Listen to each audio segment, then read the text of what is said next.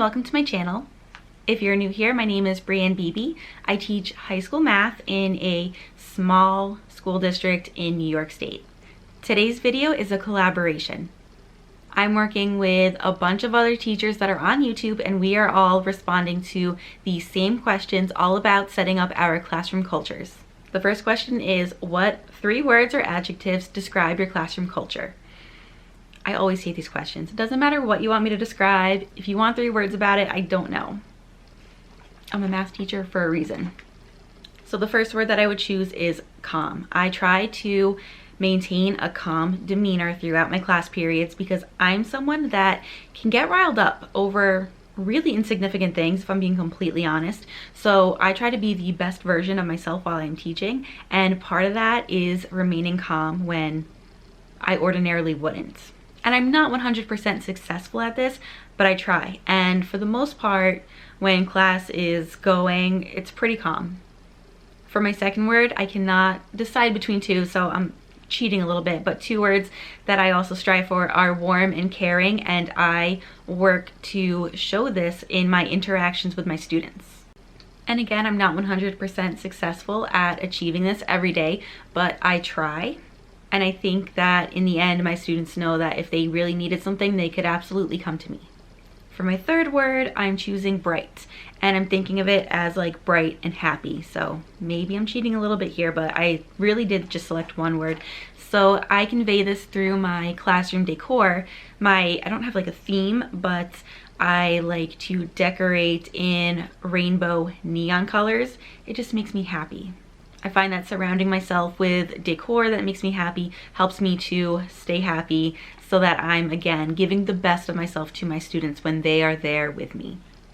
So this one I know that I have been successful with because I have students come back into my classroom after being with different teachers or after going on to the next grade and telling me we wish that we were still here because we love how bright and happy it is in here.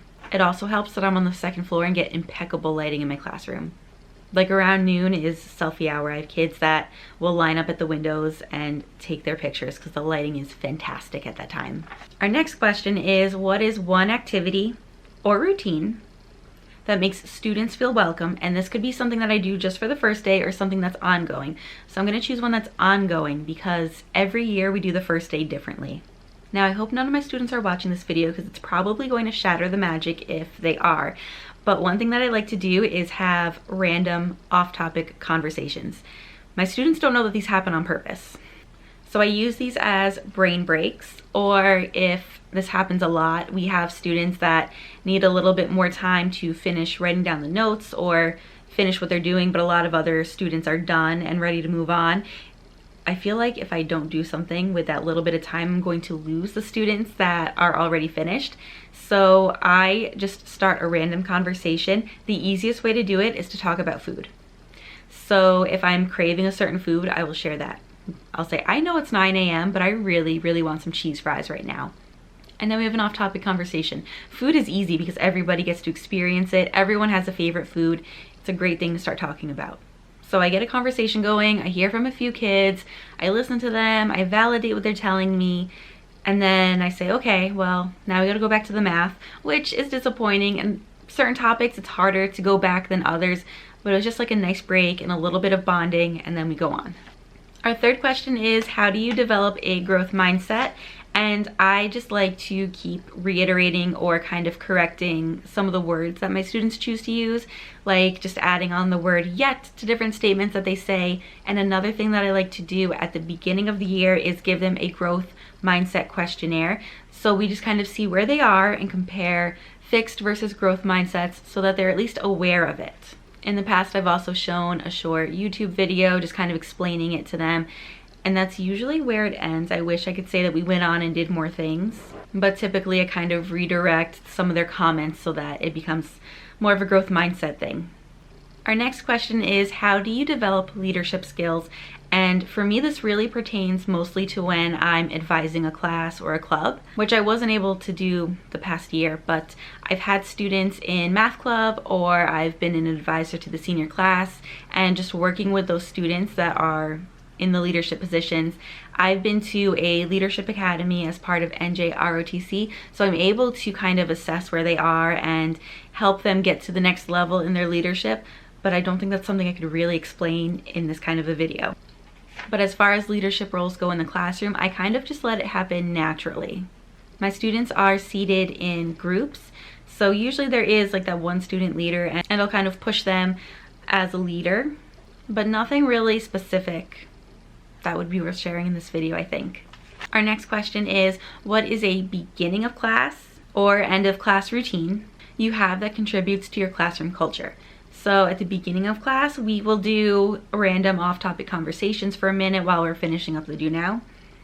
This is a prime example of a lot of kids are finished. Some kids got there later, not even that they arrived late, but that, you know, they got in as the bell rang and other kids had already been working. So that's when I'll do my off-topic random conversation. At the end of class, I like to wrap up our lesson and do a little brief summary. If it makes sense to preview the next lesson, then I will, and then I usually say like goodbye, see you tomorrow, stay fabulous.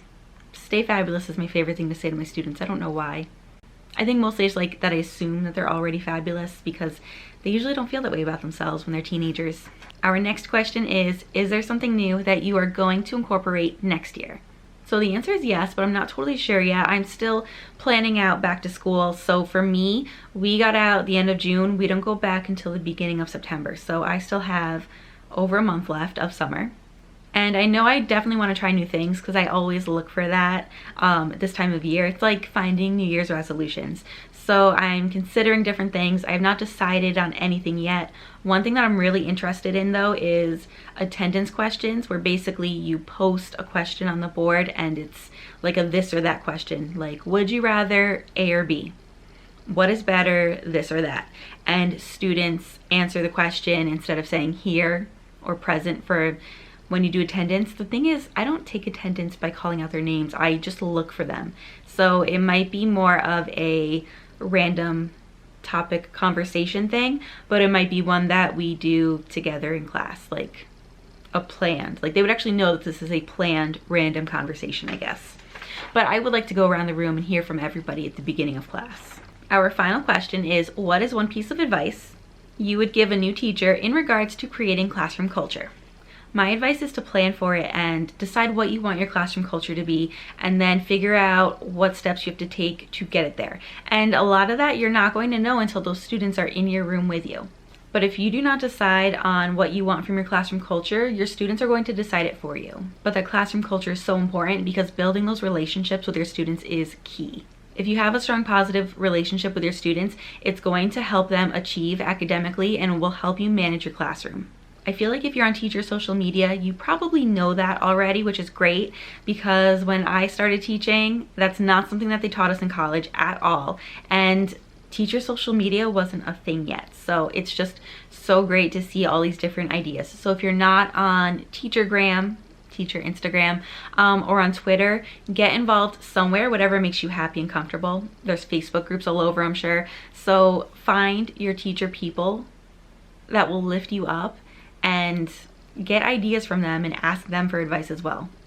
So that's everything for this video. I hope that you found it helpful. If you have anything that you'd like to add or any questions to ask, please comment them below. And remember, this is a collaboration. So if you go into the description box, you will find a playlist with all the other teachers that are participating in this tag. Also, if you have your own channel and you want to play along, the questions are also listed in the description box below. As always, thanks for watching.